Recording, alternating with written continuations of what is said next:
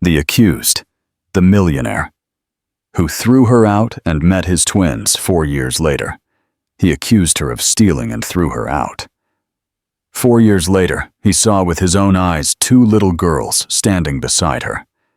The city outside Owen Carlisle's office buzzed with light and ambition. But inside the glass tower that housed his global pharmaceutical empire, everything felt sharp, cold, and controlled.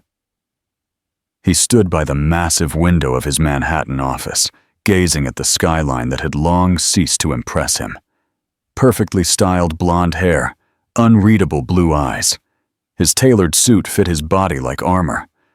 Owen was 30s, a self-made billionaire, revered in business circles, and feared by his competitors.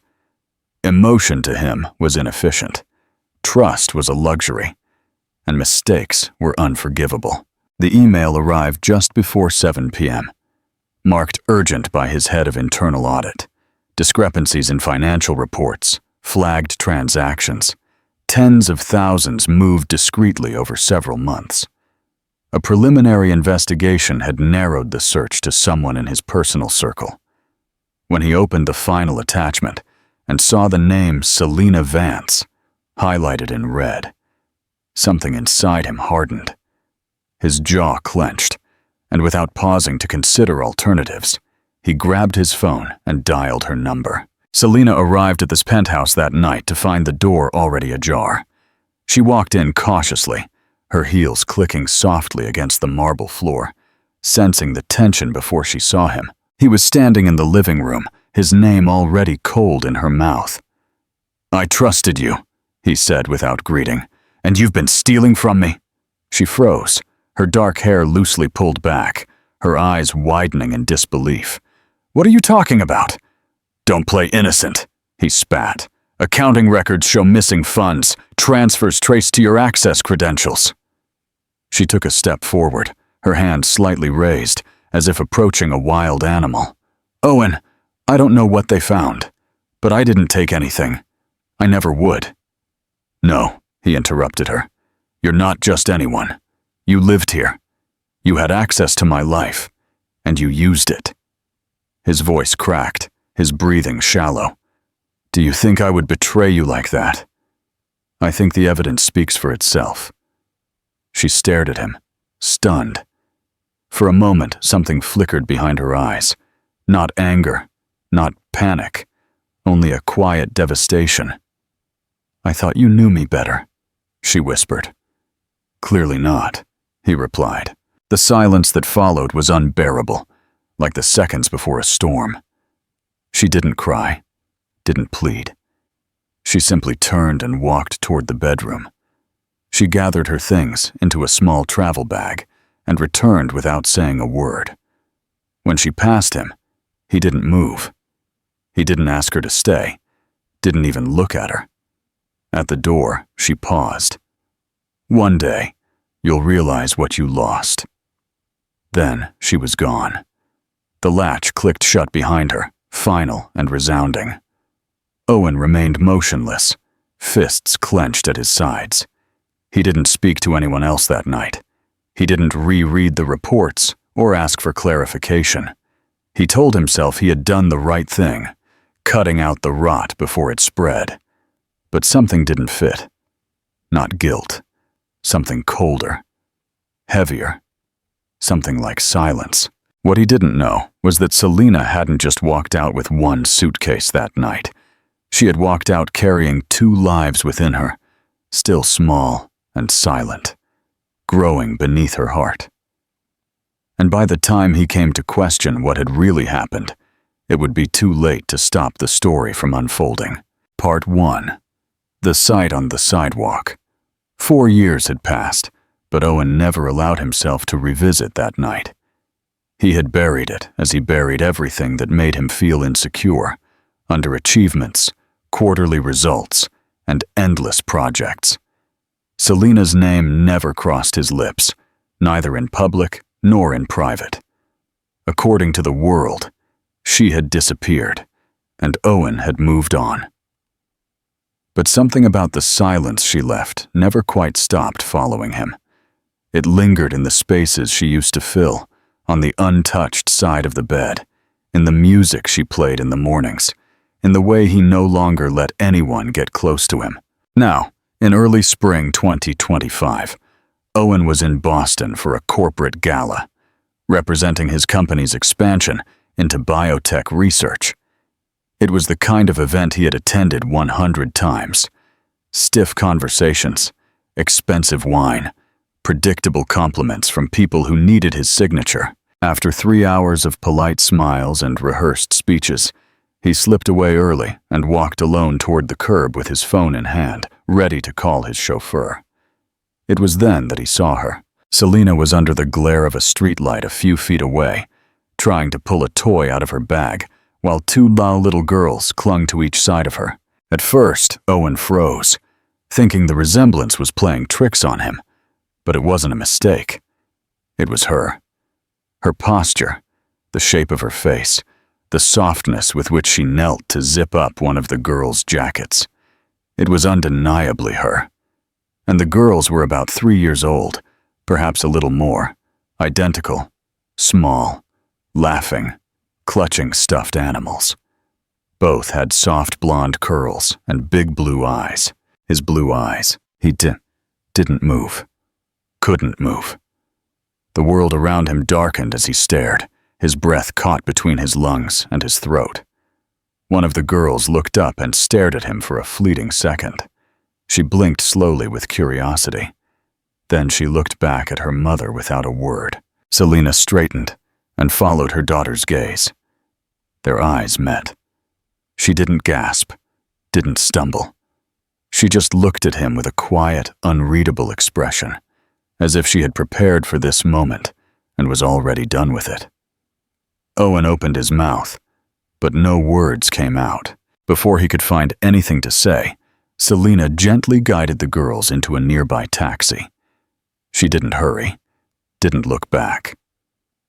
The car door closed with a soft thud, and moments later, the taxi pulled away into the night. Two tiny faces pressed against the window, watching the city blur around them. Owen remained motionless, completely still, as people walked past him on the sidewalk, unaware that his world had just changed. He wasn't sure how long he stood there before his chauffeur drove up and asked if he was ready to leave. He nodded slowly, his eyes still fixed on the street where the taxi had disappeared.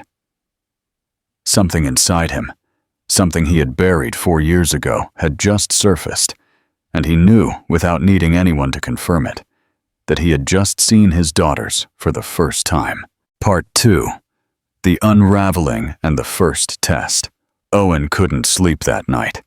He paced the floor of his hotel suite, reliving the scene over and over in his mind.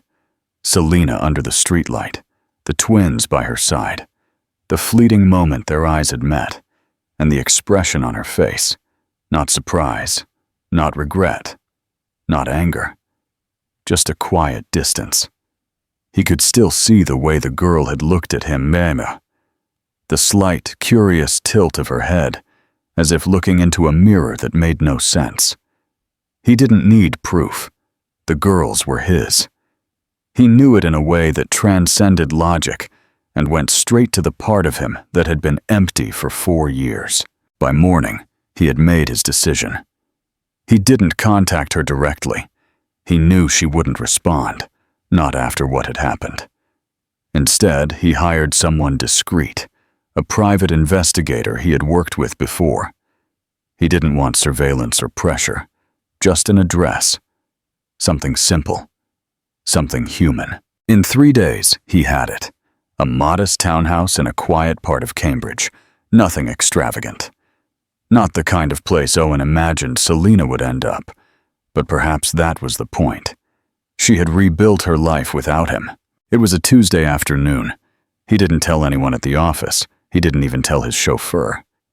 He took a rental car, parked at the end of the street, and sat for almost 20 minutes, staring at the small front yard, watching the toys scattered on the lawn.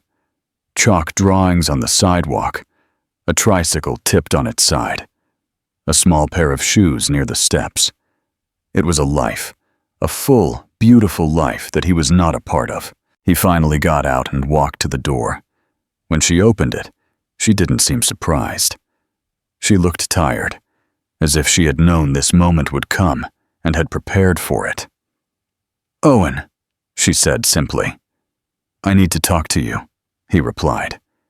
His voice was quiet, but everything inside him was shaking. Selena didn't invite him in. She stepped out and gently closed the door behind her, the sound of the children's laughter muffled in the background. "You shouldn't be here," she said. "I saw you at the restaurant." "The girls are my daughters," he said firmly. "They are also mine," he said, and she didn't correct him. For a moment, she studied him. He looked tired, but not in the same way as when they were together. It was a different kind of exhaustion, as if he had been walking through life on autopilot and had just realized it. "Why now?" she asked. "Because I didn't know," he said. "If I had known." "You didn't want to know," she interrupted him. "You were so quick to believe I was a thief. You didn't even let me speak." "I made a mistake. I destroyed everything we had. I was pregnant when you threw me out, Owen. I was carrying your children, and you didn't even look back." The words fell like cold water. He felt it in his chest, a weight so deep it made it hard to breathe. "I'm not here to justify what I did," he said after a long pause. "I just want to make things right somehow." "And what does that look like to you? Money? A press release?" "No, I want to be their father." Selena lowered her gaze, took a deep breath, and then looked him in the eyes. "They don't know you. They haven't even heard your name. You can't just show up and claim a title you never earned." "Then let me earn it," he said in a low voice, almost a whisper. "Let me start." She didn't answer immediately. The door behind her creaked slightly, and one of the girls peered out. Selena turned and gently guided her back inside. When she turned back to Owen, her face had softened slightly. "I don't promise anything, but if you really want to do this, you start with them, not with me. And Owen," she added, her voice suddenly sharp, "don't do this halfway. If you come in, you stay in." He nodded slowly, the full gravity of what she meant settling in his bones. This wasn't a gesture. It wasn't something fixed with a check or an apology. If he wanted to be in their lives, he had to earn it with time, with presence, with patience. She backed toward the door. "Come back Saturday. We'll be at the park 2 blocks over at 10 a.m. Before he could answer, she slipped inside. The door clicked shut behind her. Owen stood there for a long time, motionless, looking at the spot where she had just stood. For the first time in 4 years, he felt something unknown, humility, and beneath that, a flicker of hope. Part 3. Earning the title, The Slow Burn. The playground was small, tucked between 2 apartment buildings with a faded wooden fence and the scent of spring in the air.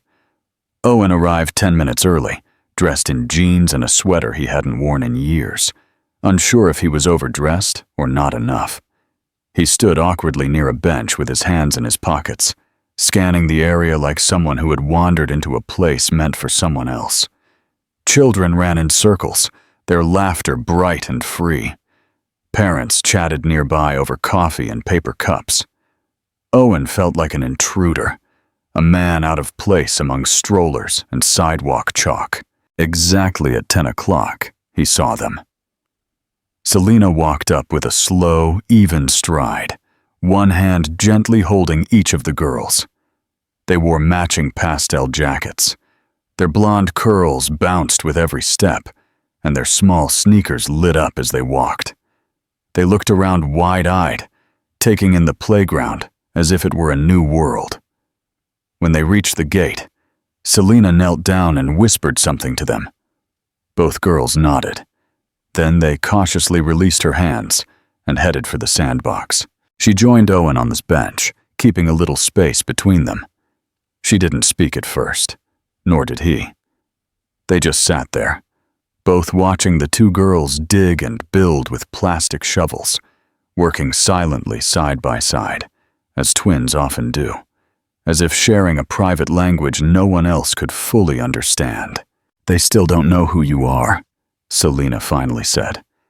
Her voice was low, almost drowned out by the sounds of play around them. "To them, you're just a man on the street, a stranger." "I understand," Owen said, his eyes still on the girls. "I don't expect anything. You'll have to be patient. They're smart, observant, but they don't trust easily." He nodded. "They're your..." Selena glanced at him sideways. "They are ours. You just didn't want to know it before." "I was wrong," he said simply, "and I'm sorry. I can't undo it, but I want to show them something different now." "Show you." Silence settled between them again, but it didn't feel as heavy as before. One of the girls, Sky, approached, looking at Owen from a distance. He crouched down to her level, careful not to get too close, and smiled. "Hello?" he said softly. She didn't answer, just looked at him with an expression of serious concentration, as if measuring the shape of his face, the color of his eyes, the way his voice sounded. "Do you want help with your sandcastle?" he asked, pointing to her half-built mound. She nodded slowly, then turned and walked back without a word, looking over her shoulder once to make sure he followed. For the next hour, Owen sat in the sand building crooked castles, digging tunnels, and feigning astonishment every time they buried a toy and uncovered it again. The girls didn't say much, but they didn't walk away. They handed him shovels. They laughed when he made animal noises. They pointed out birds and demanded he guess their names. It wasn't connection, not yet, but it was something close to a beginning. Selena watched from the bench, her arms loosely crossed, her face unreadable, but every now and then, she smiled. Not because she wanted to, but because she couldn't help it. When it was time to leave, the girls hugged each other goodbye, as they always did. As they walked away, Grace turned and waved at Owen. It wasn't a big wave, just a small, tentative one, as if to say, "You passed the first test." Selena didn't speak as she buckled them into the car. It wasn't necessary. The way she looked at him as she got into the driver's seat said more than words ever could. "You're not forgiven. Not yet. But maybe you're no longer a stranger." Owen stayed in the parking lot long after the car drove away, watching the sun filter through the trees and feeling for the first time in years as if something inside him were waking up. Not guilt, not regret, something better. Something he hadn't felt since before he lost her. Perhaps it was hope, perhaps it was love, or perhaps it was the beginning of being the kind of man his daughters would one day run to instead of away from. Part 4. The Final Truth and the Unbreakable Promise. During the following weeks, Owen began to show up regularly. At the park, at the library, where Selena took the girls for story time, and sometimes simply outside their house when invited, sitting on the porch steps with a bag of coloring books or small puzzles he had chosen himself. He never showed up unannounced, never stayed too long. He let the girls lead, and Selena watched him closely, not as a test, but because she didn't know how to stop watching him. For someone who had once closed himself off so easily, Owen was becoming kind, intentional, present. At first, the girls treated him like a new neighbor. They asked cautious questions, often through Selena. They were curious about his car, whether he liked frogs or strawberries, whether he could tie his own shoes. But as the visits grew longer and more consistent, the tone shifted. Owen began to become a fixture, not quite a father yet, but something more than a visitor. They laughed louder when he arrived. They ran to show him their drawings, climbed onto his lap without asking, and told him nonsensical stories that made no logical sense, but lit up his face like the sunrise. Then came the conversation about legal rights. Owen didn't bring it up. Selina did. They were sitting on her back porch while the girls napped inside, the baby monitor buzzing softly between them. A gentle spring wind moved the curtains behind the screen door. "You need to be on their birth certificates," she said clearly. "I didn't expect you to say that." "I'm not doing it for you," she said. "I'm doing it because soon they'll start asking questions. Real questions. About where you were, why you weren't there, who you are.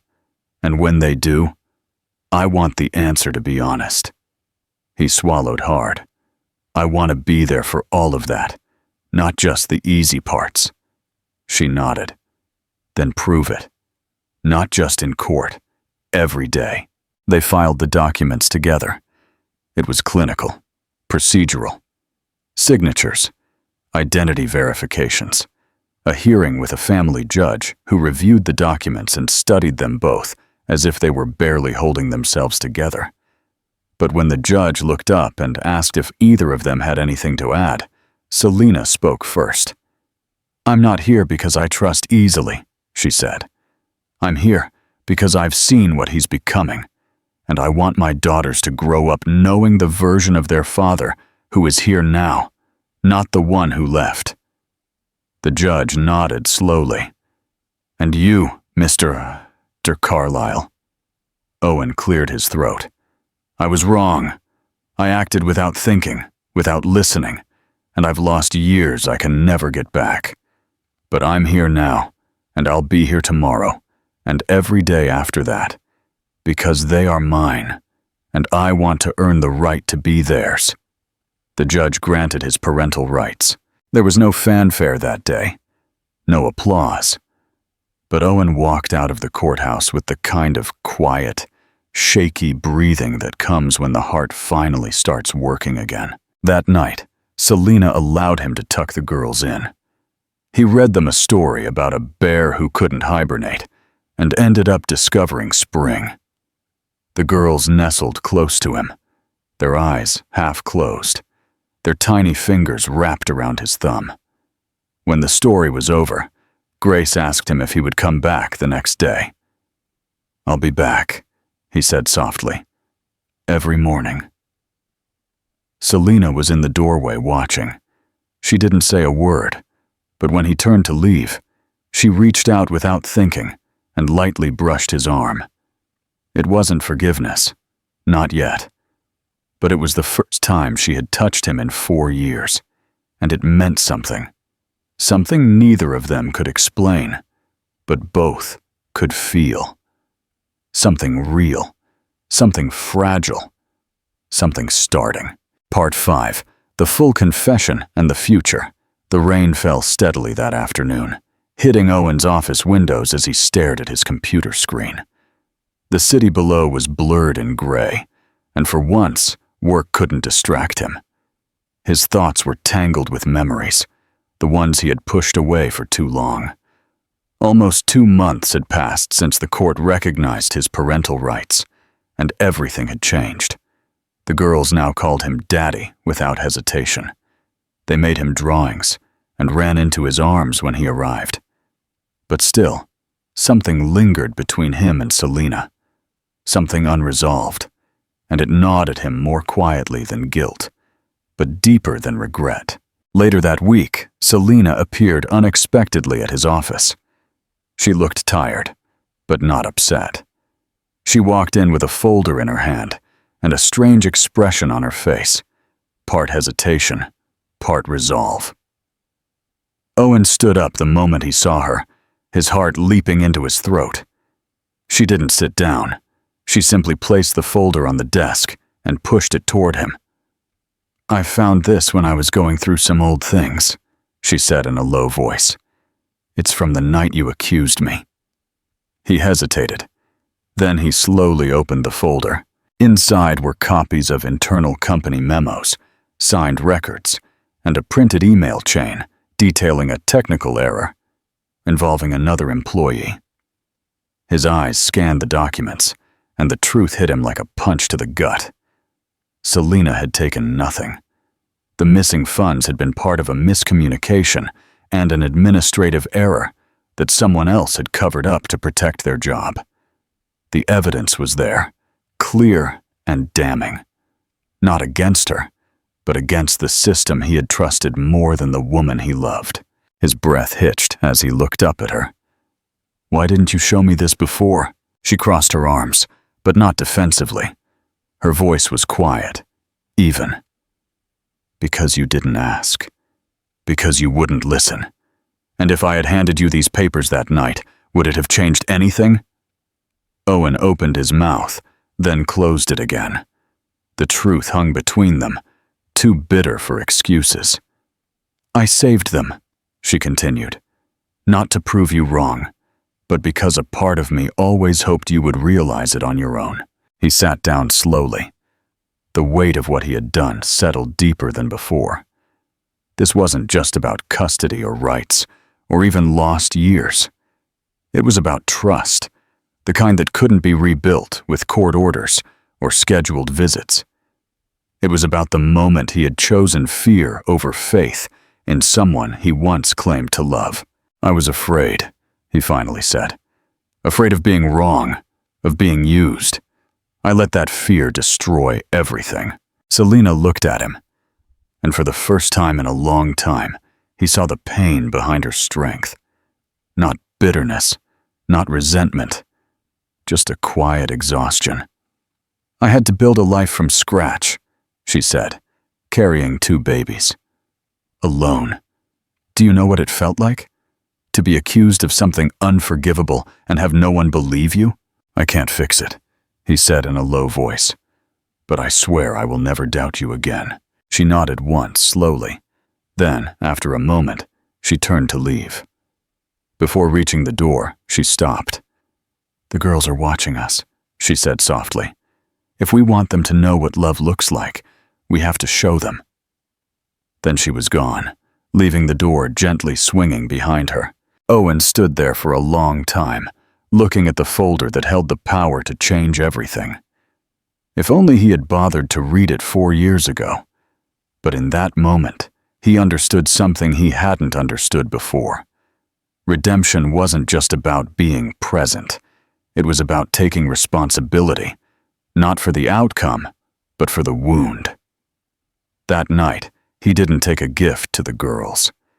He took a handwritten letter to Selina, not to apologize again, but to tell her the whole truth about his fear, about his failure, and about how he was ready, not just to be a father, but to become someone worthy of the life he almost lost. Part 6. The Final Wish and the New Beginning. The summer arrived gently, and with it, a rhythm neither Owen nor Selina expected to feel again. The girls now sought Owen out as naturally as they sought Selina. Their days were filled with games and questions, and small rituals that made his presence feel permanent. He had rented a small townhouse just 10 minutes from their house. Not because he needed it, but because he wanted the girls to feel he was close enough to show up at story time, to pick them up from daycare, for the days one of them woke up with a fever and just needed to be hugged. Owen, once a man known only for his skyscraper offices and boardroom control, now spent entire afternoons assembling dollhouses, baking slightly undercooked cookies, and singing terribly off-key lullabies. Selina, cautious by nature and by habit now, did not resist his involvement. But she didn't give too much too soon either. She watched him with quiet attention, tracking his consistency, his patience, the way he responded to his daughters when things were messy or loud or simply human. She noticed how he no longer picked up his phone when he was with them, how he sat in small plastic chairs and listened to their nonsensical stories as if they were the most important words ever spoken. He wasn't playing at being a father, he was becoming one. Sometimes Selina stayed for dinner. At first it was practical, a matter of schedules, logistics, convenience. Then the time would stretch a little longer. She would help clean up. They would share coffee, talking cautiously about the girls, about their days, and finally, in low tones, about the past. He wouldn't defend himself. She wouldn't accuse. They simply let the air between them settle with the truth. Neither had said aloud in years. One night, after the girls had fallen asleep in their matching twin beds, Selena lingered in the doorway. The house was silent, except for the hum of the nightlight and the soft sound of their breathing. Owen stood beside her, arms crossed, his expression soft and full of wonder. "Grace says she dreams of castles now," Selena whispered, nodding toward the sleeping girls. "Big ones, with windows that touch the sky. I used to think all they would want from me were answers," Owen murmured. "But they want stories. They want stories." Selena turned to him, her face unreadable. "They want you, but they also want security, consistency, for you to be here, not just now, but always." "I will be," he said, "whatever the cost." She nodded slowly, and for a moment, the space between them felt less like a boundary and more like a beginning. Later that week, Grace climbed into his lap and asked him why he didn't live in the same house as them. Her voice was curious, not sad, but the question hit him deeply. He didn't answer immediately. Then, Selena, sitting across the room folding laundry, looked up and answered softly. "Sometimes adults need time to figure out where their real home is." Grace accepted the answer, snuggling deeper into Owen's arms, already falling asleep. That night, Owen stayed a little longer. After Selena tucked the girls in, they sat on the back steps in silence, the moon peeking from behind thin clouds. "I used to think love meant making grand promises," he said. "But maybe it's just about showing up quietly every day." Selena looked at him. "Are you learning?" "I'm trying," he said. "You're doing it," she replied. She didn't say more, but when he stood up to leave, he didn't leave with the same cautious stiffness as before. Instead, he paused. He looked back once and smiled, not politely, not warily, but with warmth. And that small, unexpected smile stayed with him all night, like a door opening after years of being shut. The morning of the girls' 4th birthday arrived with golden light pouring through the windows and the sound of little feet pattering on the wooden floor. The house was already filled with balloons, streamers, and the sweet scent of vanilla cake that Owen had baked imperfectly, but proudly, the night before. Selena arrived early, carrying a bag full of handmade paper crowns and a box of fresh strawberries. Her eyes lit up the moment she saw what Owen had done to the living room. It wasn't polished or Pinterest perfect, but it was bright, joyful, full of care, and real. The girls ran in their birthday dresses, laughing as they spun around and demanded everyone look at the sparkles. Both hugged Owen first, then ran to Selena, covering her with kisses and pulling at her to help them put on their crowns. For the first time in 4 years, it felt like a family celebration. Not an arrangement, not a compromise, but a real, shared joy. The guests arrived in waves. Neighbors, preschool friends, Selena's cousins. The backyard turned into a playground with colorful streamers, face paint, small tables, and a bubble machine that ran almost non-stop.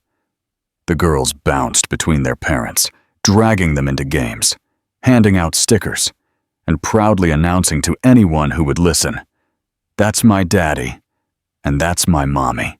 Owen noticed the way Selena laughed more freely now, the way her eyes lingered on him longer than before without tensing, how she no longer flinched at closeness or quiet moments. After the games, the cake, and the chorus of happy birthday, the children gathered in a circle on a picnic blanket, and Grace suddenly stood up, holding a folded piece of paper. She whispered something into her sister's ear, who nodded solemnly. "We made a wish," Grace announced, clutching the paper with both hands. "It's for Mommy and Daddy." Sky stood by her side and added, "It's very important." Owen and Selena exchanged a look, but said nothing. They waited. Grace carefully opened the paper, and with the seriousness only a 4-year-old could muster, she read aloud, "We wish that Mommy and Daddy live in the same house so we don't have to say goodbye anymore." The yard fell silent for a moment. Some parents laughed softly, touched, while others looked away to give space to something so personal and raw. Owen's heart constricted. He looked at Selena, who blinked rapidly, trying not to cry. Later, after the party ended and the last of the guests had gone, Owen and Selena sat at the kitchen table. The house was silent again. The girls had fallen asleep side by side in an improvised fort made of sofa cushions and blankets. Owen held the wish paper in his hand, smoothing it with his thumb. "I didn't ask them to write that," he said softly. "I know," Selena replied.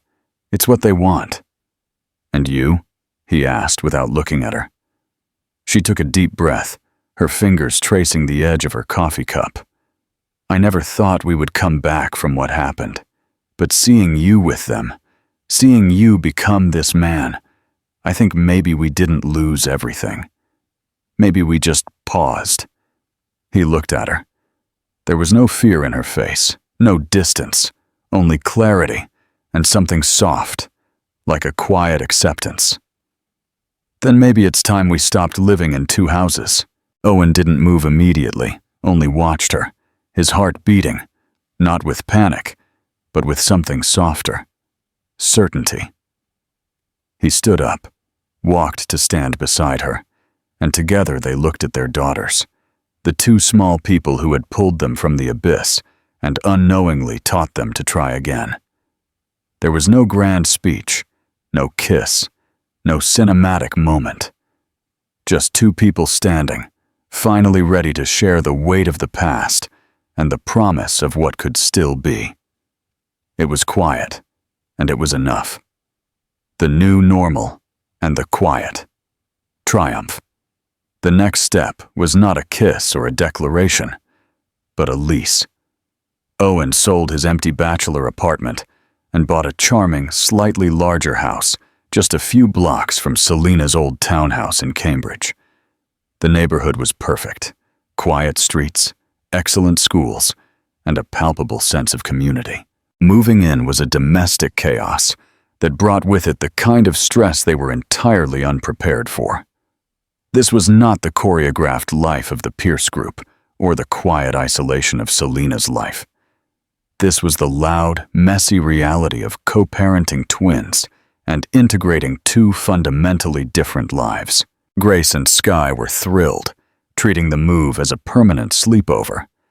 They designated the guest room sofa as Daddy's official sleeping fort.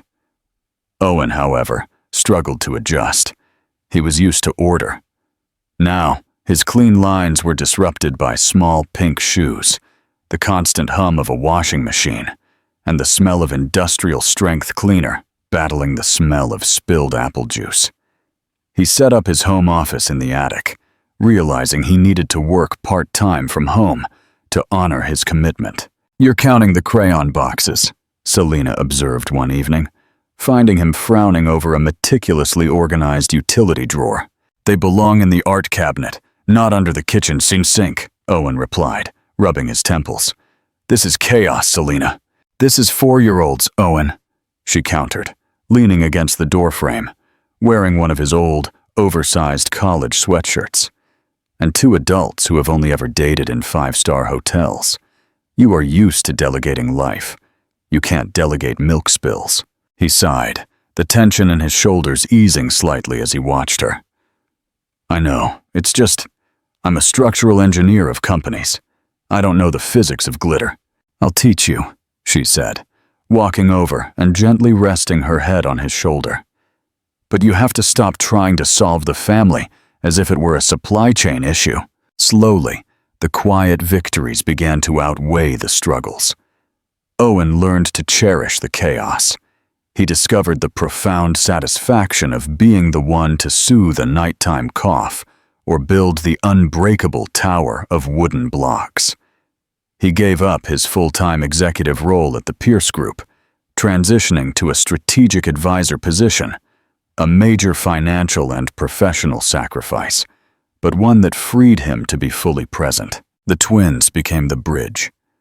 Bedtime became a ritual, with Owen reading his daughter's stories from his childhood, tales of adventurous boys and brave girls, while Selena braided their hair.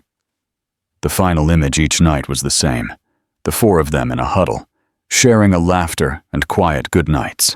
One afternoon, Grace woke up from her nap and walked straight into the kitchen, where Owen was on a video call with his board. She looked at the screen, then at Owen, and declared loudly, "Daddy, come play. Your boss is boring." Owen smiled, muted his microphone, and looked at the stunned faces of the board members. "Gentlemen, I'll call you back in 30 minutes. Urgent family matter."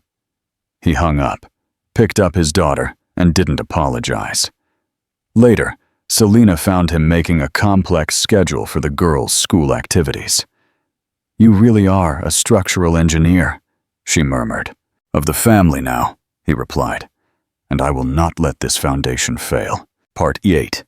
The shadow of the past. The final threat. Just when they thought the past was safely buried beneath layers of shared parenting and trust, the shadow returned. Jonathan Kane, the former CFO who was truly responsible for the initial fraudulent audit that led to Selena's banishment, had fallen on hard times. He had been fired from Pierce Group shortly after Owen left, and had been unable to secure a new executive position due to his toxic reputation. The threat came via an encrypted message to Owen's personal work email, an account only a handful of people knew about. "Owen, it's been 5 years. I know why you left the Pierce Group. I know who you're with. And I know you lied to the board about the 2020 Q4 audit to protect your own skin. I have the unedited logs showing it was my mistake, not yours or hers. But if I go down for fraud, I'm taking you with me. I need $1 million wire transferred immediately, or I'll send these logs and the story of the stolen millions to the Boston Globe." Owen felt the blood drain from his face. The original audit showed funds transferred to Selena, which was the public version of the truth. The internal deep logs, the ones Kane referenced, would prove that Owen's own audit system had failed, that he had accepted the lie, and that he had used the false accusation to cut Selena out of his life and potentially hide his own security negligence from the board. Kane wasn't just threatening him. He was threatening to expose the very initial failure that had started the whole chain of events. The real danger wasn't the money. It was the unbreakable trust he had finally built with Selena. If the story broke, she would know he had sacrificed the truth 5 years ago to protect his own flawless image. He would prove he was still the same man. He walked downstairs, the printout of the threat shaking in his hand. Selena was in the kitchen, helping Grace draw a picture of a rainbow dog, the one they still hadn't adopted. "We have a problem," Owen said, his voice flat. Selena looked up instantly, her maternal calm giving way to professional alertness. She saw the paper in his hand. "Corporate or personal?" "Both. It's Kane. He wants a payoff." He sat across from her and laid the documents on the table, careful to keep the threat facing him. He explained the blackmail, the lie, the logs, the risk. He deliberately omitted the part about why he had initially accepted the false audit, to protect his reputation. Selena read the threat, her face growing cold. "He's threatening to expose your negligence on the 2020 audit. He wants you to pay him to keep the mistake quiet."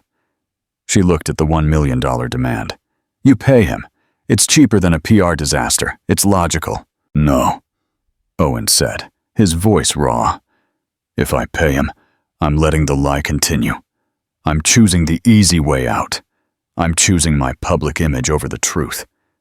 He looked at her, his eyes pleading. "Selina, 5 years ago, I threw you out because I chose fear and my image over faith in you. If I pay this man, I'm proving I'm still that man. I have to face this. I have to let the full truth, my failure, the initial screw-up, and the lie I told the board come out." Selina picked up the internal memo and scanned the details, her mind racing. This was the moment of truth. She wasn't just facing a corporate enemy. She was facing the core flaw of the man she had allowed back into her life. "If this story breaks," she said quietly, "your career is over. They will call you negligent, a liar, and a manipulator. You will lose everything you've rebuilt. I know, but I won't lie to you or our daughters again. I won't build a new life on an old lie." He reached across the table, not for her hand, but resting his palm near hers. "I need you to know the truth. I was wrong. I was terrified, and I'm ready to take the fall for it. But only if you believe I've changed." Selina looked at the man who had the courage to sacrifice his entire second career to earn her trust. She looked at her daughter, Grace, innocently drawing her rainbow dog.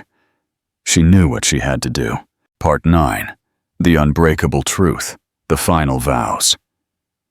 Selina did not touch his hand. She picked up the phone. "I'm calling Marcus. He's CEO now. He needs to know that his former CFO is attempting criminal extortion against a founding member of the board to hide corporate negligence." "Selina, don't involve the company. It will ruin them." "No," she cut in, her eyes shining with fierce conviction. "We end the lies now. You told me the truth, Owen. Now we stand by it. We show them what an unshakable foundation looks like." The next 48 hours were a whirlwind of legal action. Owen and Selina, flanked by their attorneys, including a very surprised Evelyn Durrance, filed a joint criminal complaint against Jonathan Kane for extortion and fraud. They included the full, unedited logs proving Kane's mismanagement on the 2020 audit, and Owen's sworn affidavit admitting he chose to blame Selina rather than admit the flaw in his own system to the board. The Boston Globe received a different story than Kane intended. They ran a headline: "Pierce Group Chairman exposes multi-million-dollar fraud and admits past negligence to protect family integrity." The fallout was immediate and catastrophic. Owen faced SEC inquiries and was forced to resign immediately from the board. He was publicly vilified as a negligent CEO who had once falsely accused an innocent woman to save his reputation. The Pierce Group stock took a massive, painful hit, but the pain was shared. Selina stood by his side at the press conference, calm and fierce. Mr. Carlyle chose to reveal the difficult truth to protect his children from being built on a foundation of lies, she stated. "I believe that courage is the ultimate indicator of his character, and it is a character I trust with my life." The public narrative, initially focused on fraud, began to shift to a story of profound, if belated, redemption. 6 months later, the dust settled. Owen was cleared of criminal wrongdoing, having been a victim of extortion and reporting the fraud.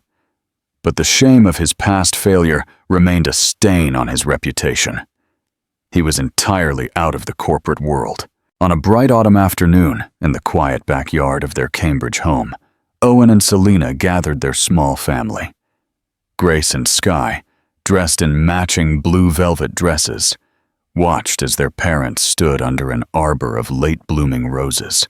Eleanor Pierce was there, no longer cold, but tearful. Marcus and Olivia, the friends, stood as witnesses. As the judge concluded the simple ceremony, Owen looked at Selina.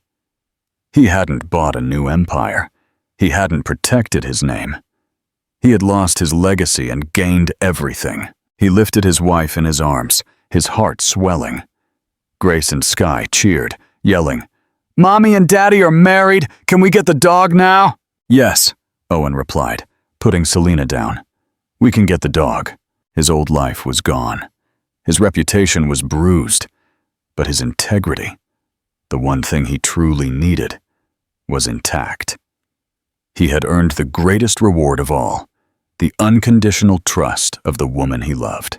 Conclusion and final call to action.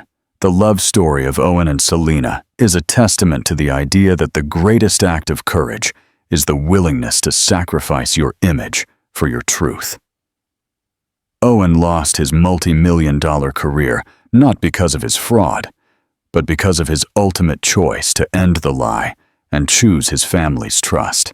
The greatest empire he ever built was the unshakable trust of his family. Final question. Do you think Owen's final sacrifice, losing his public reputation, was worth the cost of gaining Selena's complete trust? If this story of profound redemption resonated with you, please hit like and share this video. Your support helps us continue to tell stories about the transformative power of honesty. Don't forget to subscribe to the channel for more stories of ultimate justice and second chances. The end of this story is powerful in its quietness. It doesn't rely on dramatic twists or a perfect reconciliation, but earns its weight through emotional growth, humility, and the choice to rebuild what was broken. The transformation of Owen is not sudden. It is slow, real, and profoundly human. He doesn't win Selena back with money or apologies, but with presence, consistency, and the willingness to own his past without defending it. Selena's decision to let him back in is equally courageous, not out of weakness, but out of strength, choosing to forgive, not because she forgot, but because she saw who he had become. The twin girls, unknowingly, become the heart of the story, not only because they represent a hidden truth, but because they remind both adults what it means to love without conditions and believe in the possibility of healing. It is a quiet triumph, and those, I believe, are the most enduring.